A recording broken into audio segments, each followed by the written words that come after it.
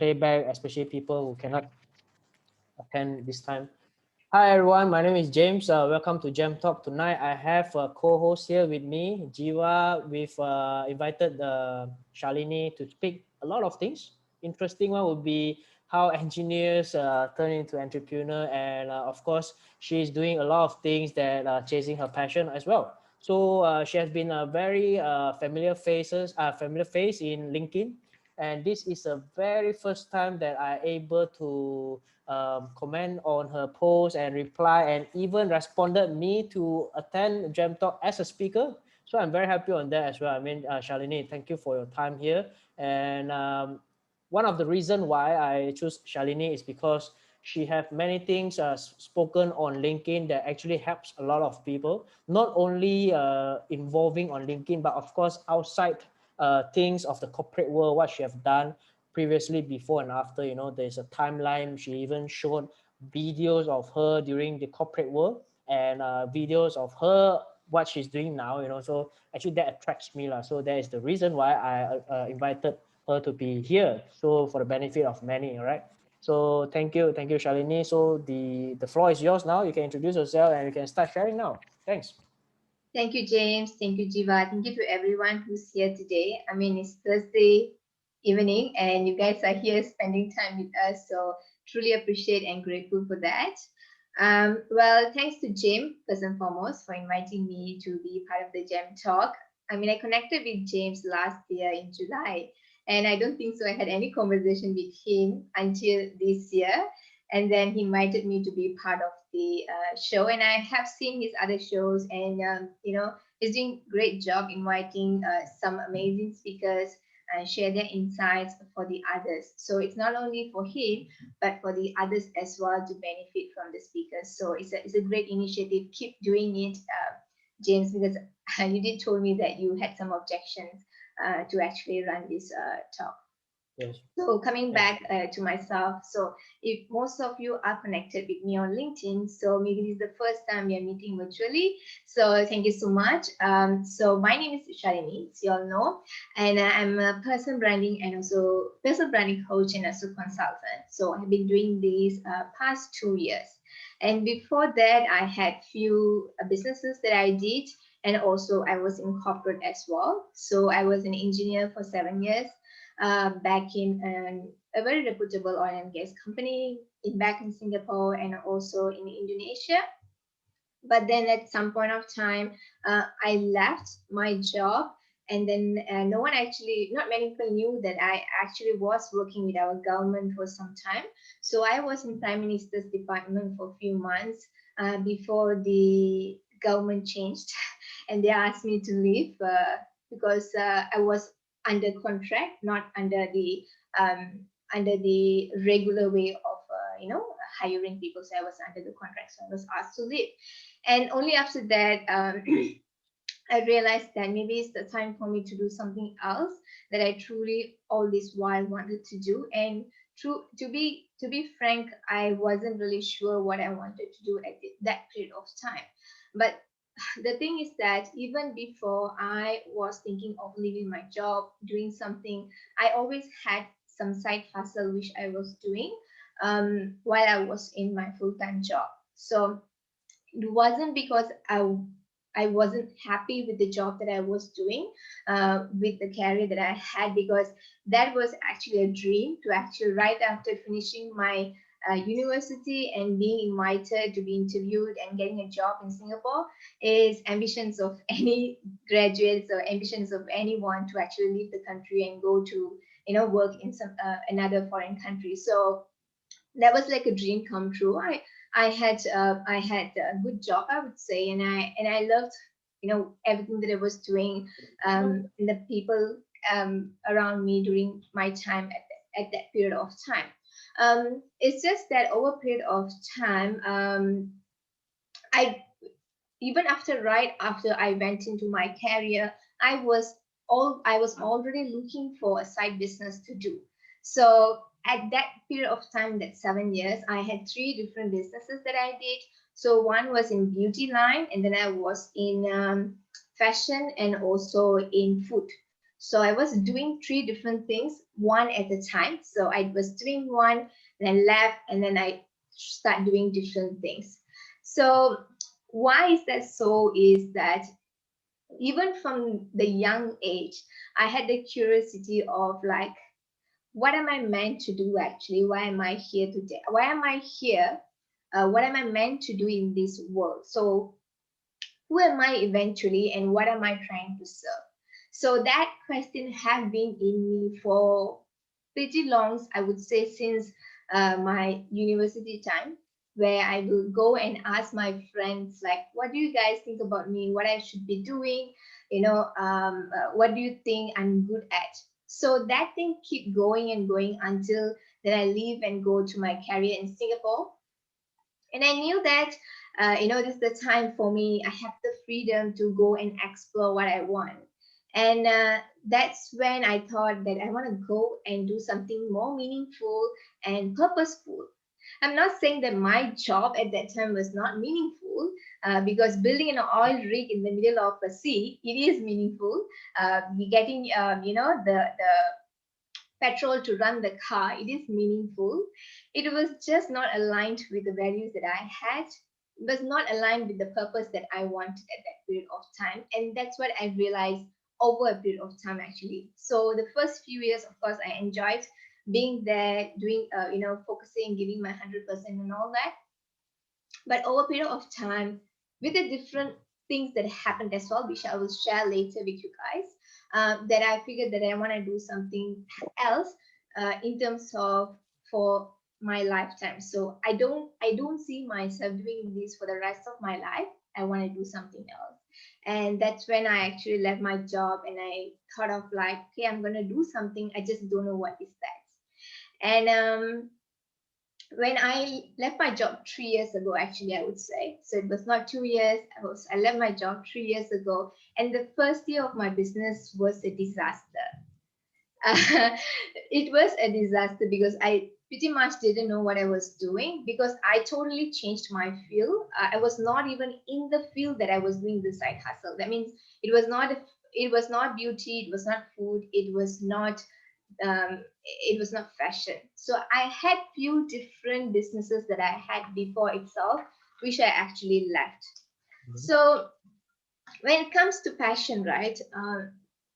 Many of us truly don't understand the meaning of passion, and which I figured out along the way actually. So we all know passion is actually an intense desire for something. So desire for something could be anything, right? Could be desire for anything. And if we look into the past, passion is actually from a Latin word. It's known as suffering. Suffering. So I'll come back to that later. Why am I saying it is actually a suffering when you're actually following your passion? So when I was doing all this side hustle, going out there exploring different things to truly go and find something that I even never lost it. So when people say go and find your passion, it's not outside. It's actually in you. The passion is you didn't lose the passion out there. It's actually inside you. It has to something. It is something that you need to discover internally. And also at the same time, when I was doing different kind of business in the beauty, fashion, and also in a food, um, I didn't stay long in each of these industry, or I would say in each of this business. And when I actually asked myself why I keep leaving from, why I keep jumping from one business to another, why am I not sticking to one? And that's when I actually realized that I was craving for instant results in whatever that I was doing. you know um, as we all know, when we are as a human, we have a higher tendency for instant gratification, and once we face some kind of obstacle, we immediately want to leave and try something else that will give us the dopamine for us, right? That will give us the kick. And once the kick is gone, we move to something else, or once you have some struggles, you want to move to something else. And at the same time, I figured that I wasn't really connected with the purpose. Okay, so what I mean by that, okay, uh, maybe some of you don't agree with this, But this is what I found along the way, that when I was doing all these different kind of business, right? I find that passion was not about you at all. It was not about, sorry guys, it was not about what I was doing, but it was about what is that for other people? What is that? What are the other people's passion that I am able to help with the gifts that I have? So the desire here was the desire of me fulfilling the other person's passion. So I'm not sure how many people will agree with this, but that's what I found along the way. Because all this while, when I was thinking about passion, I was like, I'm passionate about beauty. I'm gonna go into this industry and start doing, start focusing selling products and all that. But why I couldn't actually continue this is because I was waiting for the result that I will get, but I wasn't looking at the outcome that people get out of what I was offering to them. Mm-hmm. So, what is the other person's passion, or what's the outcome that I'm getting out of this passion? And that's when I figured exactly what Mahatma Gandhi said actually. If you want to find yourself, lose yourself by servicing others. When you are servicing for others, you will actually lose yourself. And that's when I realized, when I got into coaching business, when I start servicing others, when I start changing the life of people around me, that's when truly I believe that I've attained what I wanted to, the passion that I wanted to. It wasn't really what I was good at. I wasn't good at speaking. I wasn't good at coaching. I wasn't good at marketing or branding. It came along the way because I found the passion was for me to serve, for me to look at how I was serving others and how it helped them to change their life and their passion. When I helped to meet their passion, that's where I found that this is the desire that I wanted. It was not the passion that it was not my passion. It was the desire that I wanted to change, to bring the change in someone else in some way, in any ways, in whatever that you're doing. When you look at that other person achieving it from the special gifts that you have, that is when you know that you are happy, you're fulfilled, and you are satisfied. Now, I'm not sure how many people will agree, because for myself, even I would say I'm not great at what I do. I'm not an expert in this. There are so many people with so much of experience in this field. But I truly happy and fulfilled in this is because of what I could do for others. And this is where a lot of people make mistake, because when they find passion, they are finding within them. They think that if I'm good at this, that this is what I have to do. But while Mm-hmm. you do, you'll understand that the outcome that comes out of your passion, is that what makes you happy? Is that outcome matches the value that truly, that deserving truly who you are? So again, I would like to say, maybe you don't agree with this, but if you want to go deeper, try to sit down and look into it. If you truly want to change something, try to look into how you can serve others, how you are servicing others. And by doing that, what is that one thing when you do for the others makes you truly happy? What's Mm-hmm. that, right? And that's when you will want to give all in. You want, because eventually it wasn't about you at all, because like again, it was more about how I could help others, because eventually it's about kindness. It's about what our mother taught us, right? Be kind, be caring, helpful for others. And when we manage to meet that criteria by doing what we love, by having the gift of our life, and at the same time serving others, I think that's the time you will know that you have met your passion. And it will take some time for you to figure out when you come to that moment, and that comes with a lot of taking action, a lot of action. So clarity comes with action, not thoughts. So for a lot of us, right? Like, I want to go find my passion. What's my passion? You sit and think, what's my passion? What's my passion? You wouldn't even find it. because it doesn't come from thinking, it doesn't come from your thoughts. Have to go and do it. Whether you're gonna get paid out of it, whether you're just gonna do it for free for serving others, but when you do it, then you realize that truly makes me happy. When that person is happy, it truly makes me happy. And it actually, you'll be happy in many circumstances when you're doing something for the others. Like even when I was serving in beauty line, I made my customer happy, but I wasn't happy in some ways because I don't see myself doing that for a long period of time. But when I get into the coaching business, and it's a little bit different because I feel like it is changing person's life in some ways. Um, I don't know whether you agree. It's marketing and branding, but how she is changing someone's life. But it is truly a life changing for someone who is learning how to brand themselves out there. Because eventually, if you look into the Maslow's hierarchy of hierarchy pyramid, you will see the highest level of our us attaining.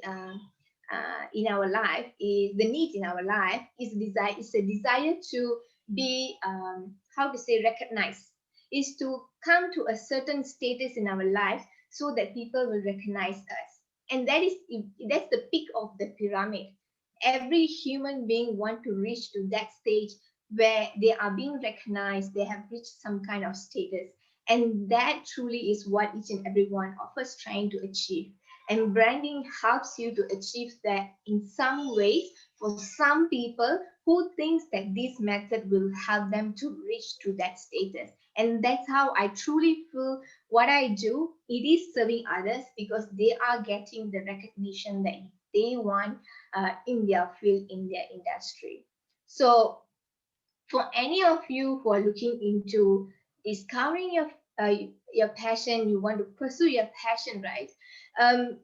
Maybe it's not something that you're already doing. Maybe it's something that you haven't even known, and that's why it's so important to go and explore and just do different things.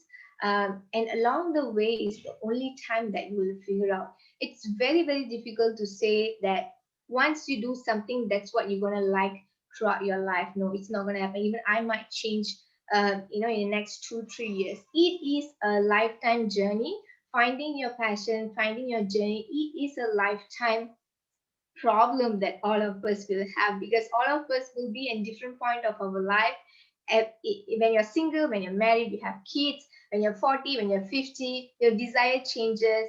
That's when what you want to do also changes along the way. So it is a journey that you have to go through, and don't think about attaining, okay, this is my passion, this is what I have achieved. You will never come to that point of time. No, along the way when you are doing different things, you know that I love doing this, I love how I make others happy, and fulfill their passion. I'm going to do this for some time and let's see how it goes. And that's how it goes on, right guys? So for anyone who's looking to find your passion, just go in and explore different stuffs and start doing it, help others, and see whether you can produce the result for them or not. Mm-hmm. Yeah, Shalini, that's a very interesting thoughts. In fact, your sharing actually drew a lot of people attention, especially Cynthia, who just came in. Yes, She yeah, raised her hand. I saw she raised her hand, but I couldn't stop. Yes, Cynthia. Yes, Cynthia, you have any particular questions in your mind for everyone, especially the speaker? Cynthia, are you there? Or maybe she mistakenly pressed it. Okay, well, let me see. Hey, Shalini, I think you are actually sharing such a great session. It's all about going out there and doing what you want to do. Okay. Is there a little key or there's a cue that actually happened in you and said that, I tried so many things. This is what I want. Okay. I That's a very good question, actually. So I'm just thinking. So it actually that point actually came when like I say, that point actually came when I realized that my customer came to me that, Shalini, this was very helpful. This changed many things, and what am I doing now? And that point is when I realized that this is what I want to do now.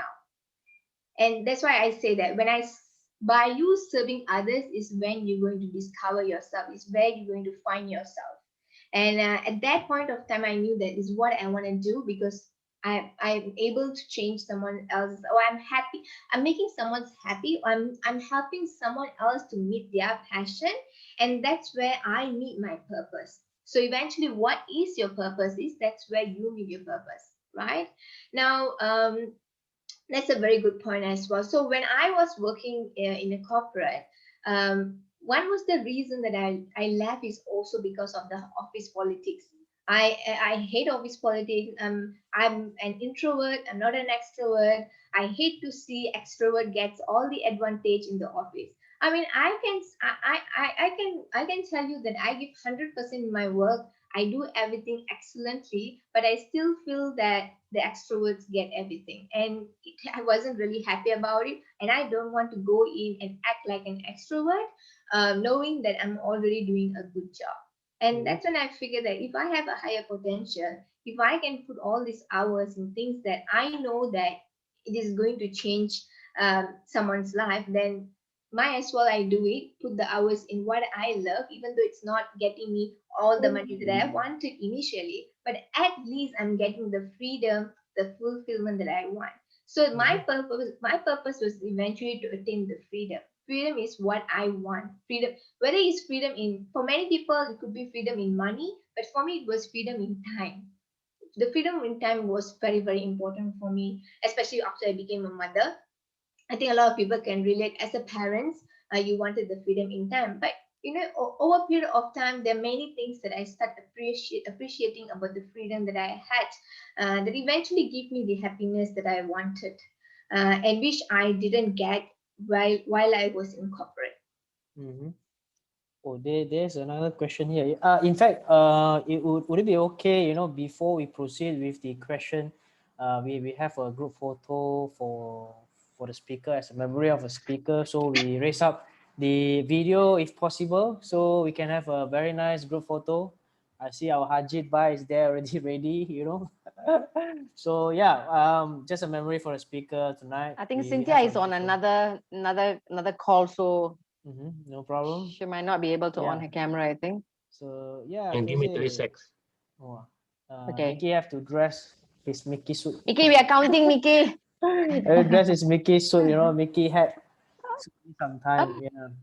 Because Guhan is gonna go away in a bit, so for his job. So you see, wow, even people working also, he also come for listening this, By hoping can learn something lah, wow, so he can have something to refresh during his shift time, Thanks, Guhan. So yeah, everyone is waiting for you, Mickey. Yeah, If yeah.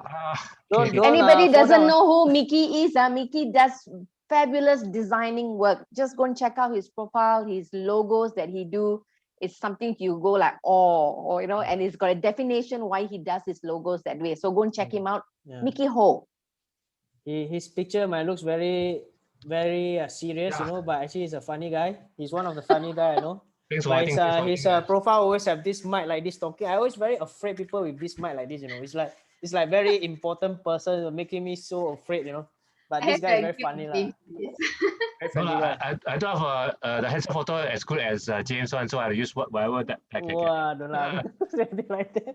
Okay, come, we have a good photo, all right? So count to three, So, the reason I always tell people count to three, so the eyes, the hand is all stable, like looking here and there, all right?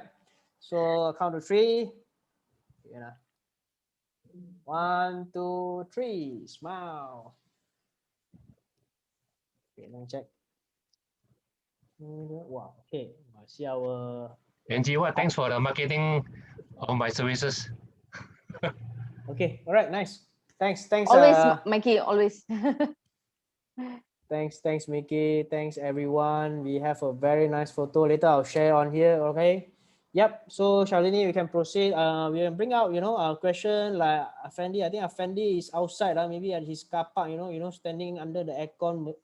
Aircon there. Still have questions for you, lah. Shalini, is it? I just want to add one more thing before we go to the question, right? Mhm. So pursuing passion can be in many areas, but a lot of you guys here, a lot of people is about doing something on your own. That means leaving your job and doing something on your own. And we all know when you're starting something from scratch, it could be very exhausting. You are clueless. You find that uh, you are stuck somewhere in the middle of the sea. You're so much uncertain with what you're doing. And it's very, very common for everyone to face that kind of situation. And at that period of time, right, a lot of people have problem in terms of achieving balance in their life. I mean, we all try to achieve many things, all the achieving balance now in terms of family, relationship, finance, career, health, and all that. And it could be a little disturbance when it comes to pursuing your passion, because you're giving all in working on your passion, right? So I would say it is very atypical, impossible. I wouldn't say impossible, but it is kind of impossible when you're trying to pursue your passion at the same time trying to balance out your life, right? So it's important to actually step out from what you are doing, and or step out as the third person to see your life, where is it going, like how you pursuing your passion is actually affecting people around you. Because I have faced that situation in my life where I was like giving 24/7 in my business, because I was truly clueless, and I really didn't want this to fail because I had no plan B. And when I was giving 24/7 my business, and I start neglecting people around me, and that's when I realized that there were some problems that start coming in terms of relationship, or in terms of the other stuff that you're doing. So it's really important to step out and being aware of how is it affecting others, and how you can make others understand what you're going through. Like for myself, even my parents wasn't very happy me leaving my job. It's like status for them that the daughter is working in an international company and she's earning good and all that, and she is leaving such a good job to pursue something that they are even not sure if she's going to succeed, right? And my father especially very skeptical. Even until now, he don't understand that how I do business from home, but just talking on Zoom calls and all that. And every time when he tried to raise something, a question on that, it truly makes me very angry. But I don't show that anger to him. I'll just walk away or just smile, and then because eventually they're parents. They're trying to they try their best to they want the best for you, but sometimes you are the one who knows what's best for you. So trying to make them understand, trying to make someone understand uh, could be a very difficult situation when you are going through your passion. So, and I think this not only me, many of you will or would have faced this in the past, or will be facing this in the future. So just bear that in your mind. Wow. So, I've seen your profile. You're from UTP. I think a lot of UTP people are doing entrepreneurship. I don't know why. I've seen people, talking this and that. I check their profile. Wow, from UTP again. This one from UTP. So maybe I think there's some kind of education there. They had been inspired people after graduated from place like UTP. So they're like, wow, maybe I've been studying something wrong for the past 4 years. I need to do No, something. yeah, actually, you make me think about it, because in UTP is at that period of time, 90% of the students are fully scholared, and when we are scholared with Petronas or any other companies, we need to work with them for 10 years. We are practically bonded with them for 10 years. Yeah, true. So practically, I would say that my life was revolved around oil and gas industry, right? So I was in an oil and gas university, and then I worked with an oil and gas company. I had the people around me who knows only about oil and gas. And when I actually realized that, and I was inside a bubble, and that's when I feel that my knowledge and my experience is very, very limited. And when I step out to explore different things, and I was mind blown with what people like, with the things that people do to earn money. And I was in an oil and gas doing this. I was thinking this is the only way to make a good money, or is the only way to do things that you love. And when I go out there and I found that, wow, there are great things that you can do, and at the same time make the money that you want, or do different things in your life that truly makes you happy or changes people's life, right? And that's when I realized that my knowledge was very, very limited, and I really need to go out there and speak to more people. And that's why I actually attended a lot of networking events, speak to people. Practically I was an introvert, so it was very, I wouldn't say it was easy for me to just go into a networking room and hoping to speak with a group of people. But I just pushed myself. So in the early days in Singapore, so I went to a lot of networking event, meeting with people and talking to. I was really interested with what they do. I was not there to pitch anything, but I was interested in what do you do in terms of your career, in terms of your business. It truly interests me that people are diverse. They're doing so many different things, and I'm not really aware about this. So just by knowing that, you will start exploring, maybe I can try this, maybe this will actually interest me, maybe this will trigger me. While you're talking, you will figure that this might be your interest, this might be something that you want to pursue, this sounds interesting, this might be my interest, right? And that way as well, you can learn a lot from the people around you. Interesting. And I think you have been a very long journey, from something that you have been studied all the while, and then spent a years of in UTM and came out have something in mind. And were you actually on a scholarship for studying in UTP, or it was a pharma scholarship, father Yeah, mother scholarship? yeah. So I was in UTP for 5 years. I was under scholarship, Mhm, but somehow I left, mhm. and because of something that happened at that period of time, so I left. And what was the question again? No, I mean, were you under scholarship during Yeah, that time? I was under scholarship. Yes, I was.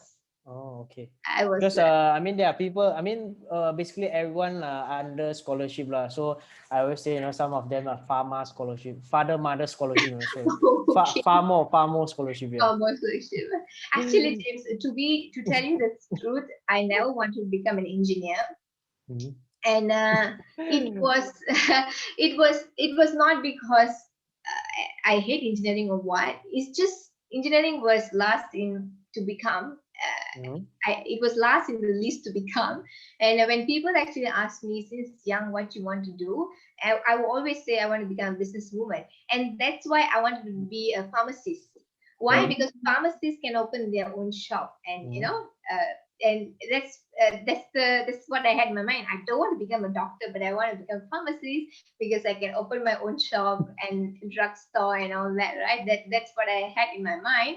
And yeah, so it was never engineering. I just did engineering, hoping that along the way I might find something else. And at the same time, I it I was very frustrated and disappointed that I got straight A's in SPM and I couldn't really get into any university, public universities, or get any other opportunity. The only opportunity that I got at that period of time was UTP. And Mhm. I didn't want to burden my parents, and I thought this is a good opportunity for me. And I don't even know what is engineering. I wasn't even exposed to anything else. As a young, we all don't know what we want Yeah. to True. become. That is the truth, because at 18 years old, 17 years old, we don't really do anything unless Yes. we are being exposed to Mm. various things in our lives. So that's the only thing that okay, I don't really know. I want to become a businesswoman, but I don't really what I wanted to become. Mm. So I will do engineering along the way. I'll find out what I want to do. So I love it. But it's not something that I could see doing for the rest of my life. Mm. And if very lucky, I mean, didn't have anyone from UTP or a lecturer here, maybe seeing, why my student? I No, know. like just joking.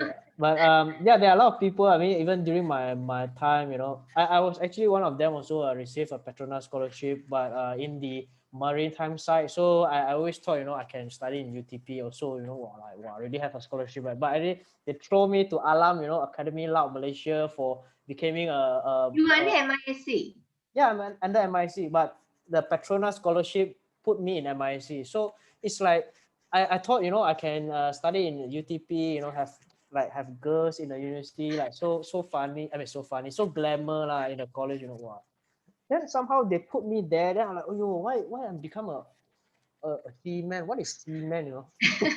So I'm kind of like confused with my life also. Like, ayo, you know, I want to study at college, you know, but I cannot reject the scholarship because it's a 15 years bond there. So they told me you have to pay up, you have to be there, and so a lot of things happen along the way. So that was how I eventually went into maritime. If not, I also don't know what to do.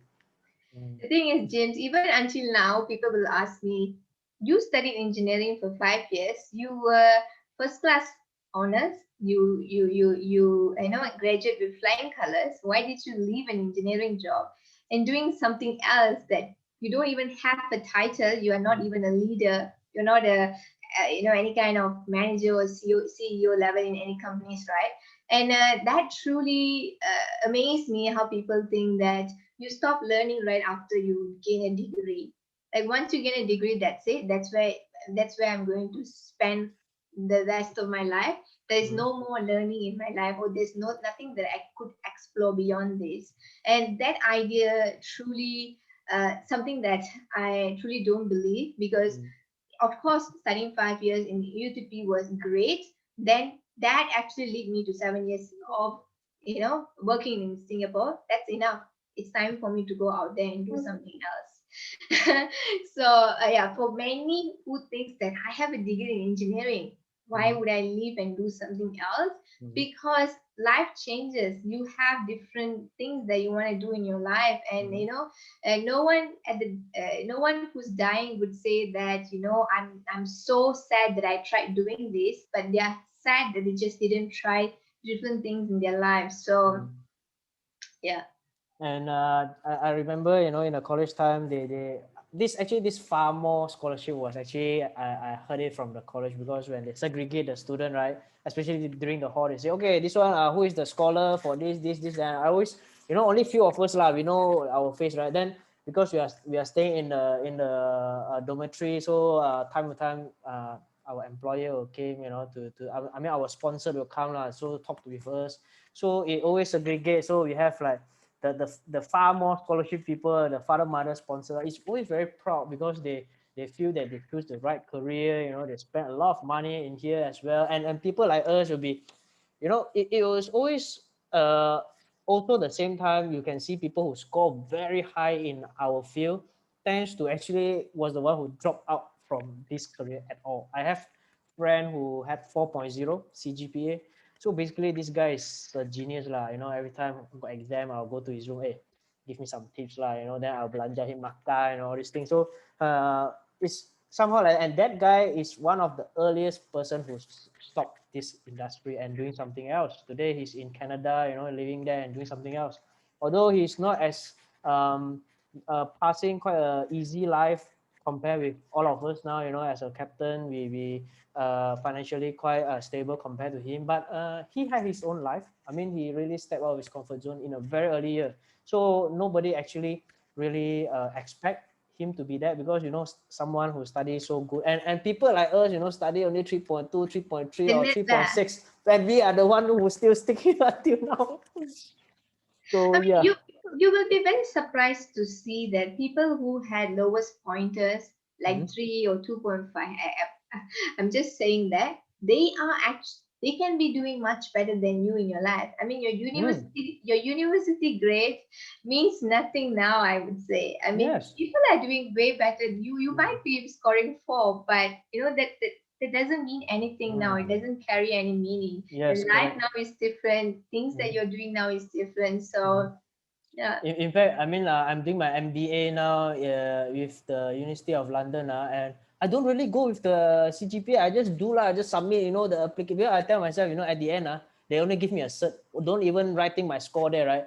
So okay lah, got honor, no honor, I don't think it's very important lah. Even got merit, no merit. I think at the end, for me, is I enjoy the learning part. I want to be part of the postgraduate, you know, degree. Wanted to know how is it, you know, and that is my end goal lah, because I always see I don't find very fancy people I know now time to time I have people start posting on LinkedIn. Wow, CGPA 3.9, 4.0. I don't know, a few of them already put up. They are from University Malaya. I don't know. I don't remember the name, but few of them. So I'm like, wow, okay. So making me feel so small. Like, yo. Also like Alvin start to think my life. Wow, 4.0. You know, James, in my family, I'm the last child, so the youngest, and I was one of the brightest, I would say, compared to my sisters and brothers. So my parents had a very high expectation on me, hoping Wow. that I will finish my masters, I will finish my PhD and become a doctorate and all that, right? So at some point of my life as well, I wanted to, okay, I need to finish masters, then quickly do PhD and all that. But when my life path changed, when I thought of changing my life path from being climbing a career ladder to becoming, someone that who I want to become, that's when I gave myself, I told myself that is either I want to do this or I want to do this. I can't be doing both at the same time. So if I'm taking master's, PhD, I'm climbing the career ladder. I'm trying to become someone in an organization. If I'm in the other part, then it's more on your life skill. What are your soft skills that you need to develop? What are your hard skills that you need to develop? What are the strengths that you need to develop in order to go out there and speak in front of people, in order to communicate the best way that you can? The different kind of skill that you need.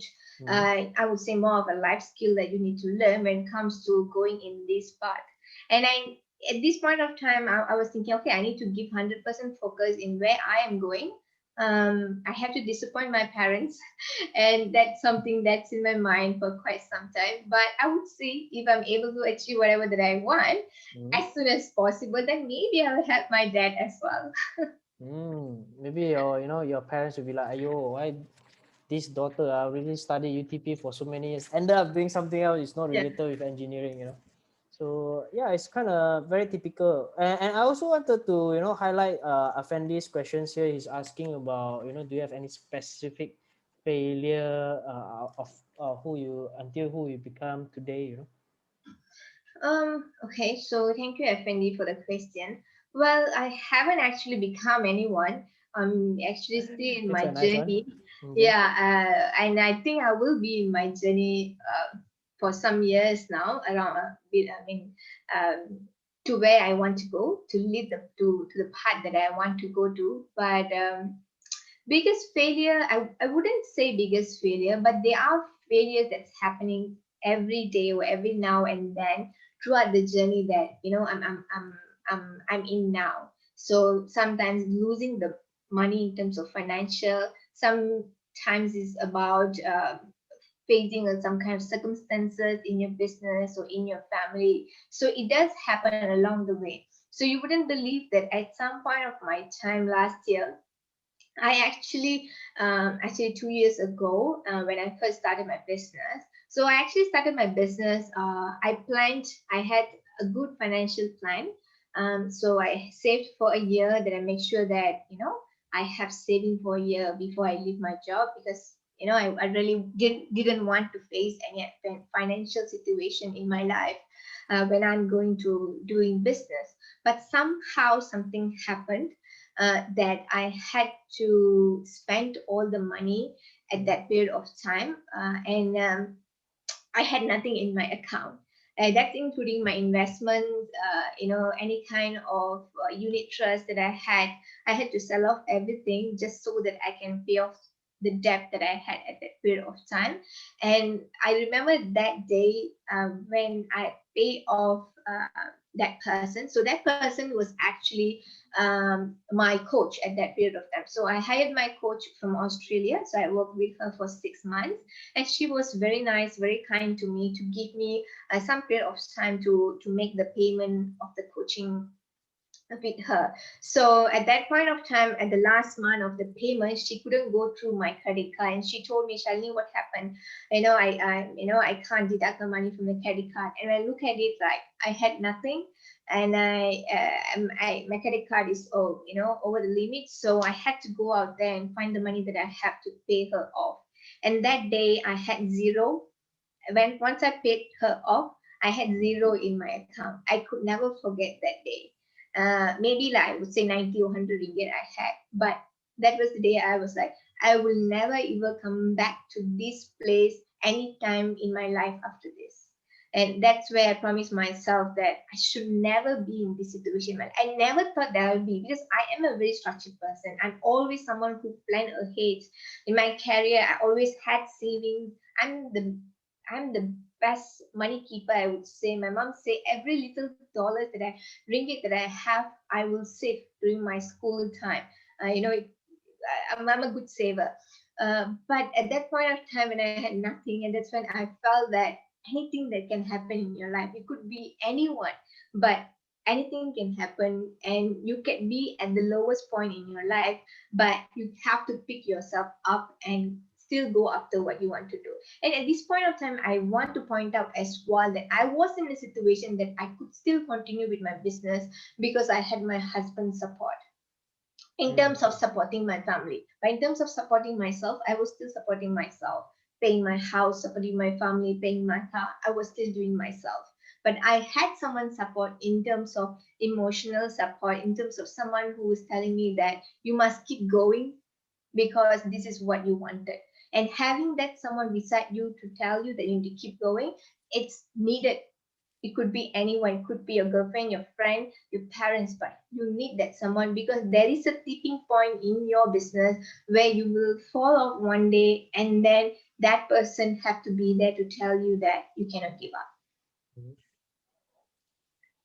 And actually, you already answered one of the questions that I had, which I wanted to know, what you are doing now, letting go your corporate world and all these things. Does you actually, because, you have your husband, which is, I believe, is doing quite above average earning in oil and gas, and somehow, can support, not to say fully support, but somehow he's there as a pillar, not only emotionally but financially as well, so you can do what you're doing now, or is it you think that even you're alone, you're alone, maybe like for some case, like you might be a single parent with a kid now, let's say with or without your husband option, let's say there's no husband there, you're just yourself, do you think you're still going on with your entrepreneurship, or you'll still be in a corporate world with the engineers?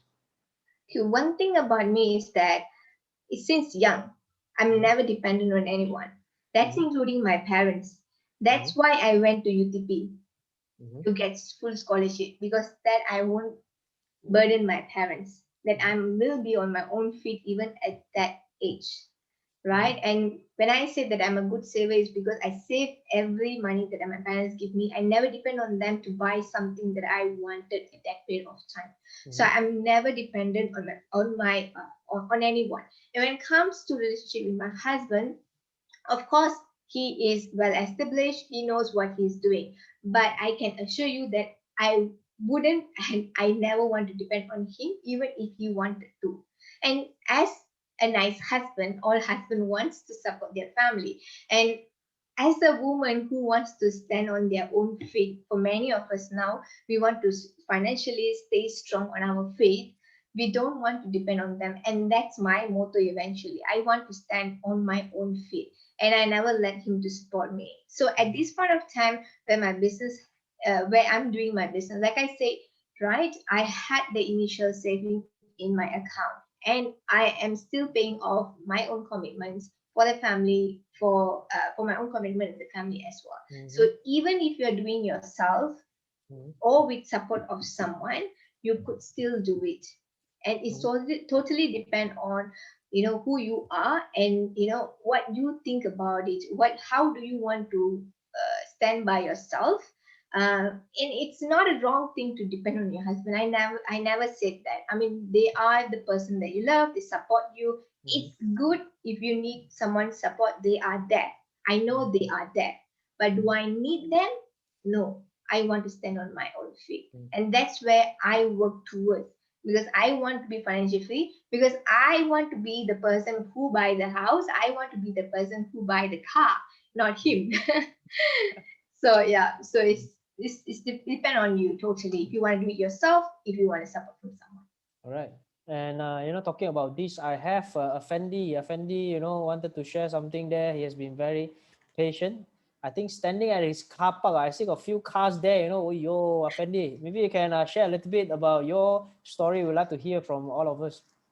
Yeah. Hi, Caps. Hi, Shalini and Jiva Shalini. and everyone. Hi. Yeah, actually, I'm outside. I outside my house. It's a bit windy outside there. Okay. Actually, this topic is very close to me. In fact, I'm also an engineer for about 10 years. We are competitor actually. I'm from MMHE. I attend several. I think I attend several interview with Matt Demet lah. I think last 2 years something like that lah. For commercial. Okay, so basically as I did, I'm also jump into entrepreneurship lah. I think last 2000 at the end of 2019. So one of the conglomerate from Singapore offered me to actually lead the company lah. So the company is they established the company in 2012, and but no one take care of the company, so the company remained dormant. So in 2019, they approached me lah to take care of this company. So actually, I'm in MMHE. I'm just doing the commercial things lah. I'm a lead estimator actually for MMHE. So I'm taking this opportunity lah. I do some calculated risk. So this is very interesting for me. The problem is I think a month after I'm joined the company, then COVID hit. COVID hit us, right? So it's very challenging. In fact, until this time, I think the business is not okay. The economy is quite slow. So, but I'm enjoying it actually. The moment, 1 year, last year, I think I made about 1 million revenue with only 4 people. It's only 4 people. So the first thing I do is to convince another few people to join me as a director lah. As a director. So what we do is we don't have any workshop, we don't have any office, in fact, office. So what we do is we find a very luxury workshop lah to rent lah for a while. So this is my first strategy lah.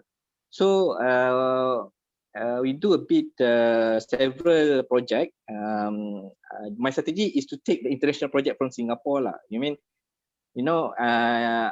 are a bit lucky because during COVID time, most of the job cannot do at Singapore, right? Because Singapore, I think their foreign worker been stranded about COVID lah.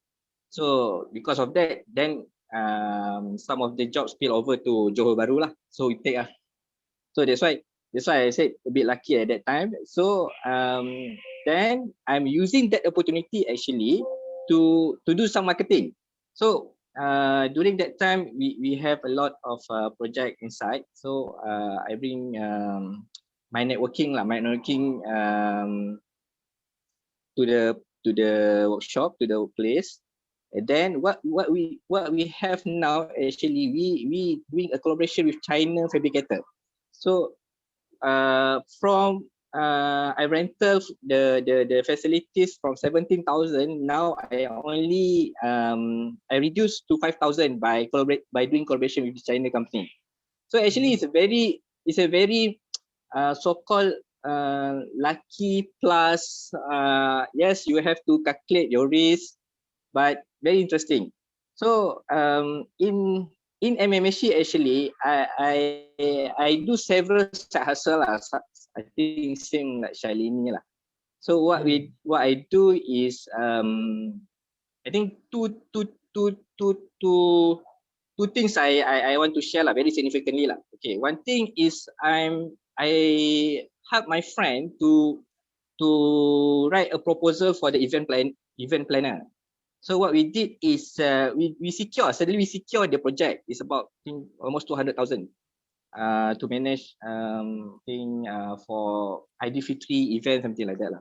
So at that time I feel best lah dapat 200,000 kan, buat proposal and then manage 2-3 orang kan. So kan. Then I jadi shock lah. I jadi shock. And then I buat lagi. I buat lagi. Another things I buat apa tau? I design my own board game. Board game ni macam it's like Sahiba, Saidina. So apa I punya motivasi at that time, ada satu game dekat US ni been hit. Dia buat satu card. I think kalau you tahu Bear versus what dia buat satu card and then dia dapat crowdfunding think about million lah. So I try, I buat. So I present to crowd Cradle Fund, you know, I design a name pun I rasa kalau you Google that name akan keluar itu je. Itu memang I yang design. So nama dia Tada Toba. Tada Toba tu actually is a tambah darab tolak bahagi. The idea is actually my wife mathematics teacher kan. So hari-hari dia tanya I, budak I tak nak belajar lah. So macam mana nak kasih orang belajar lah kan. So that's the idea lah coming from lah. Okay, why not kita buat game lah kan. So okay, tu dua benda lah yang I buat. And suddenly I never imagine that I nak masuk ke bidang entrepreneur full time lah. Tapi I minat. And then suddenly macam I cakap tadi, opportunity coming. So I tak nak macam rugilah. Nanti bila lagi akan dapat macam ni kan, peluang macam ni. So I just come in lah. So now dilemma coming tau, Shalini. So now dilemma coming where this company my old my MMHC call me again. Just call me again for interview. So now you nak teruskan as entrepreneur ni ke journey ke, or you yalah you kerja as an engineer also your passion, right? So that's now the dilemma coming lah. That's my story lah. Sorry lah panjang sikit. Thanks for sharing us with it. Very interesting how you jump to entrepreneurship, your ideas semua, but sangat bagus kan.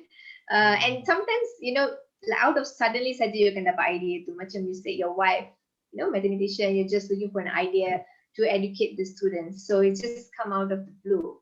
So now that you get different opportunity, you're just thinking kan, now should I stay in the job or should I continue with entrepreneurship?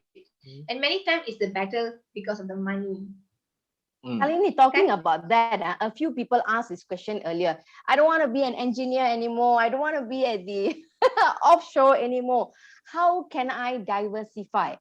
So what will be your take on that? You have done many things. You have gone through a journey and you finally said when you actually had that passion, when you hear what other people want from you, that's when you felt like, okay, offering them back was your passion. So now we have engineer sales asking, I want to diversify. What would be your advice for them? So, okay, even when I was in corporate doing engineering, right, I was not in one department. I was in 6 different departments. I was moving from one department to another department just so that I can see and learn, and at the same time figure out where I eventually want to stay and do. And I think sometimes as an engineer, what we do is that we just stay in that one department, engineering department, and start doing the drawing lah, and you just stuck there, and you don't really look into going somewhere else, look into doing other things. So I was in engineering, I was doing planning, I was doing designing, and I was in estimating. I was also in doing proposals and all that. So I have experienced different things, and that's when I figured even in oil and gas it could be very diverse.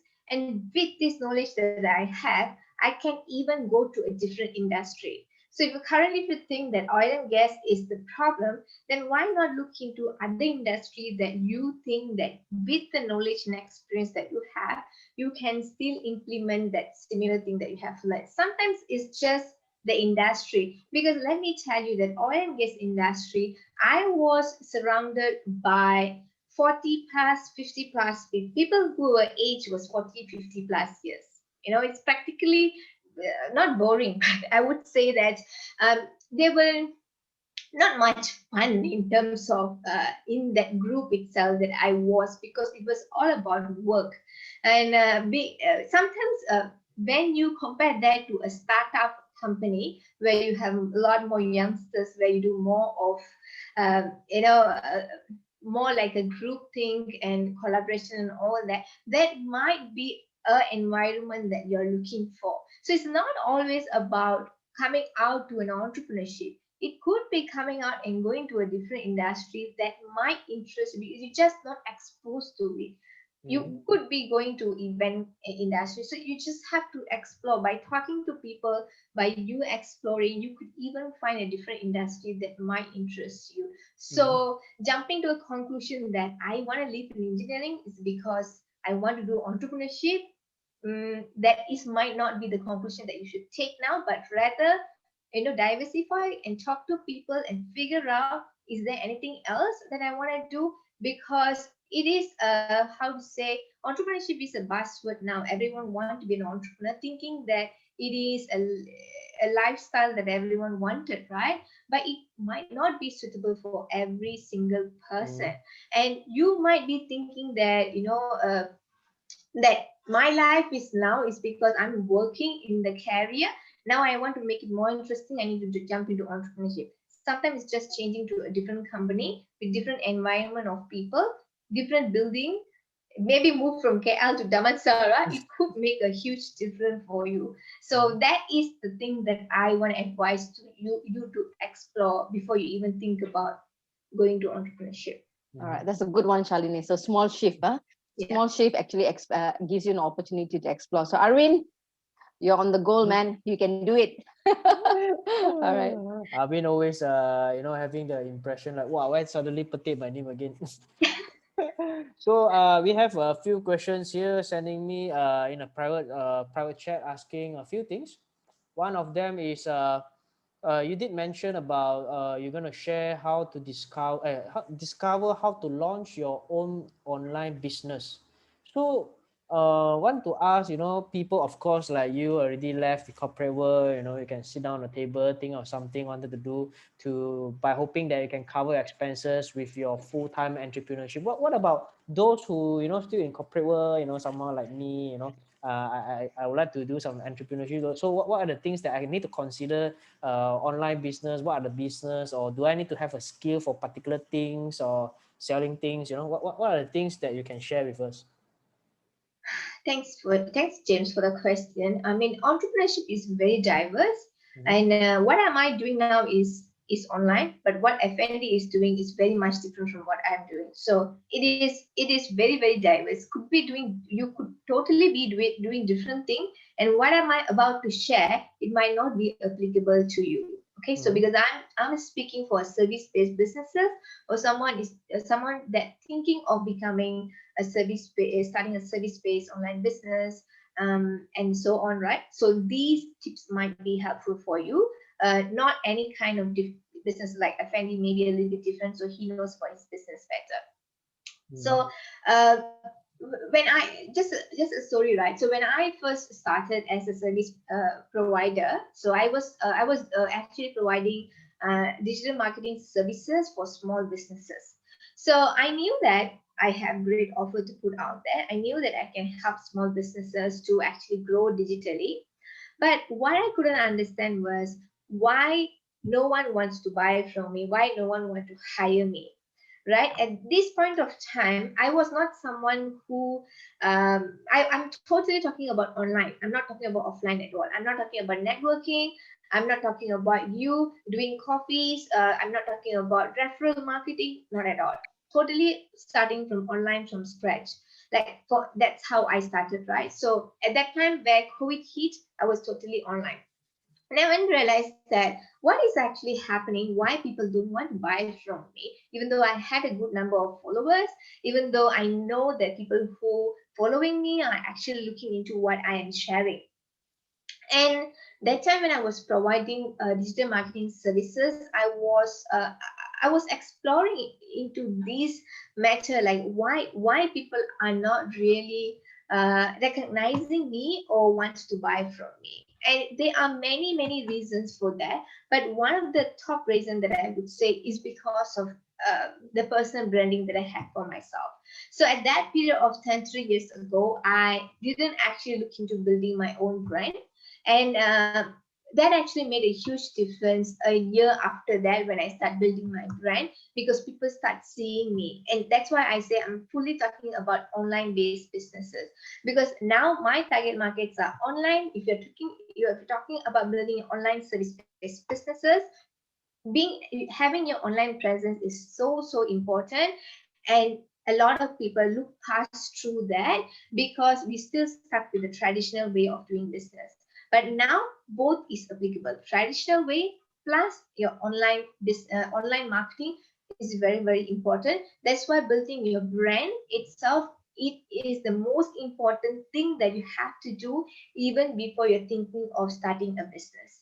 You don't have to have a business to start a brand. But when people know you, when people start recognizing this is James, I trust James so much. I don't care what James is selling. I will buy anything from James. And that's when you bring your product in, you can sell it so easily. Not when you suddenly come in and say that why no one is buying, but when you have that raving fan of you that love everything that I put out there online, that that follows you for every single thing that you do, that people will buy from you. And that is the most important thing that you have to do even before you think about having an online business, doing your own online program or launching your own online course. I see out there, Facebook ads in Google, launch your own online business, sell it, and make your own passive income. Where are you going to sell it to? Who are you going to sell it to? You craft your online course. Who is going to buy from you if you don't have that online presence, if no one trusts you? So you don't. The first thing that I say to anyone who wants to start online business, who wants to work from home, who wants to make an impact online, don't launch a business first. Build your online presence first and then launch your business. Mhm. So it's the power of influence, huh? It is where we often overlook those period of time where Instagram came in and all that. But now from influencer, it become more of an impactor. So on LinkedIn, it's not about influencing, it's more about how you impact people. Interesting, Powerful word, uh, impactor. that's actually been reminds me of Chris. I think Chris was the one, you see now, Chris, I had his attention now. So Chris actually, he was did mention one of my show. I asked him, hey Chris, I mean, it's very usual of me asking before the show start, like, what is the thing attracts you? It's somehow trying to ice breaking among the participants as well as narrowing down the content for the speaker. So I always ask this before it starts. So I remember one of the show, I think it's Chris. He said, "Oh, I don't know what is the topic. I just know that I will learn something on this show." So it just come in. So I'm like, It was okay, me. it was you, It right? So I'm was like, me. I think it wow, was with Ajit, Dr. Retina. Retina.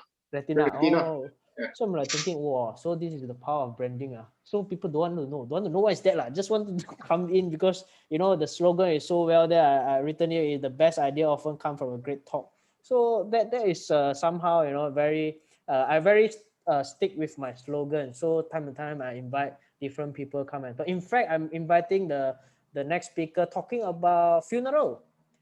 People always having don't have the thought about funeral, people, what they're going to do after they die, coffin and all these things. So I managed to get these kind of people on my Jamtalk. Yeah, right. So stay tuned for more. Of course this is not the ending yet lah. So don't worry.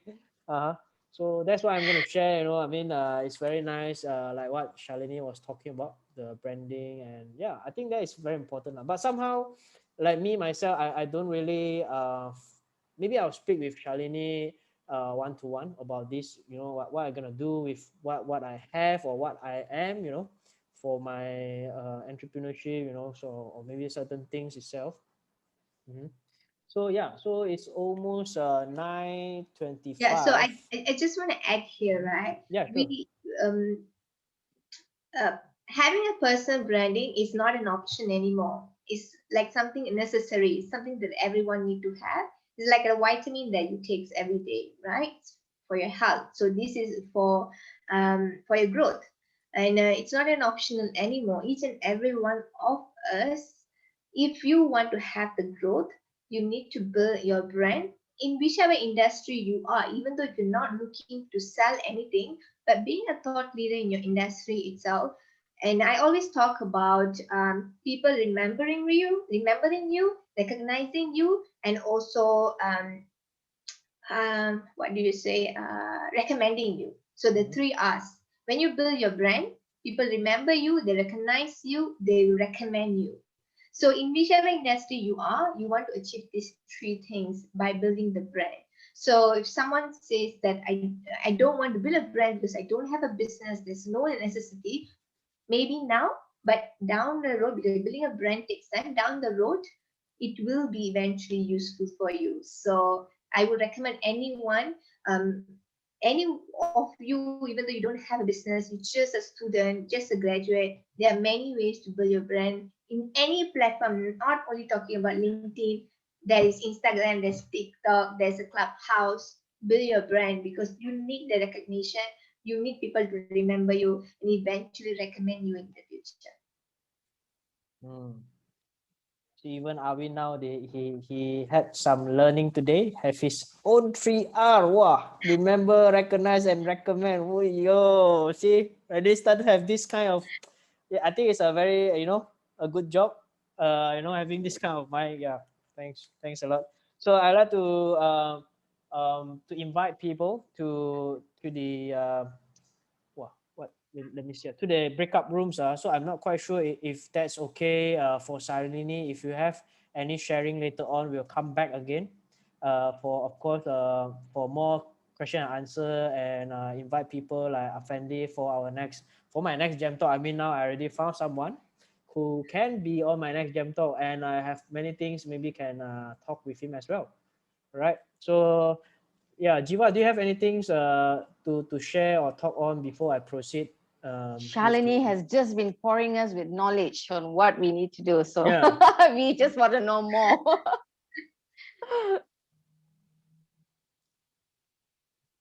Yeah, Edwin, looks like you're very busy, Edwin.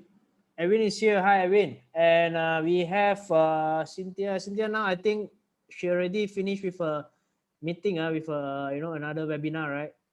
So yeah, do you have any things wanted to ask Shalini? I mean, since you are just in, it would be nice, to have people to talk about common topics. In fact, I wanted to share recently. I was in Clubhouse. I don't know anyone was in Clubhouse. So Clubhouse. Okay, I wouldn't criticize. We have a lot of people using Clubhouse here in this room. So there are things. Previously we are in person, person to person talking, right? So now in Zoom, it's like we can see people in video and talk. Clubhouse is another level. You cannot see, you only can hear. So it's like, wow, okay. So next is what? Hand sign. I always ask myself, what is the next communication? So it's like getting missing a lot of element there. So I wouldn't say it's not good. It is like another different kind of platform, which I enjoy. So because it's like podcast, you can listen and doing something. It's like live podcast. So I would believe there are people enjoying real event, virtual event, as well as things like Clubhouse in the future. So at least they have choices there. Yeah, I really love the concept of Clubhouse where you can just hop in inside any room. It's like a hallway full of rooms. You can choose to go in any rooms and leave silently if you don't like it. And it's a great way to actually get to know people, share your insights in the different rooms. I mean, even though they don't invite you, you can just raise your hands and share your insights. The only thing is that the contents are not evergreen. That means it's not there. It's not like YouTube, it's not like LinkedIn where people can go back and look at your content. More like YouTube, I would say, where your content is evergreen. People always can go search for it inside Google, and your content will come out even after 5 years, 10 years. But in Clubhouse, your content is not there anymore. It's just there that period of time, and that's it. So that's the only thing that I don't really like about it. But other than that, it's good. Right, interesting. So I'll open up the breakup rooms now, and I'd like to see you guys in a bit. All right, 10 minutes time just to networking, and we're back again for 10 minutes time. All right, everyone just click join and you can go. Thanks.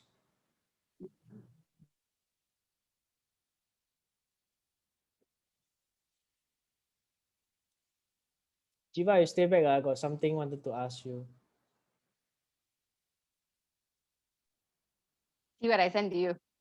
I like the way you buy time and keep things going. Interrupt. Okay, okay, that's interesting. I also goreng saja lah. You know all these things. Ayah, apa boleh buat? Okay lah. Taha not joining. Wait, let me see. Taha, are you there, Taha? Oh wait, let me see what I can do. Oh, okay. You already went. And what about Julia? I think Julia is in another room. Yeah. So I'll put her or put him in. Put Mickey on room 1. Well, Mickey is not in already. Mickey left already. Huh? Left. Mickey is messaging me in my LinkedIn. Oh, okay. Mm. He messaged me on WhatsApp. So this guy, I tried to catch him lah. Because he was asking, what Shalini was sharing and all these things, So Why? I mean, did they actually got into the main topics, or maybe he did actually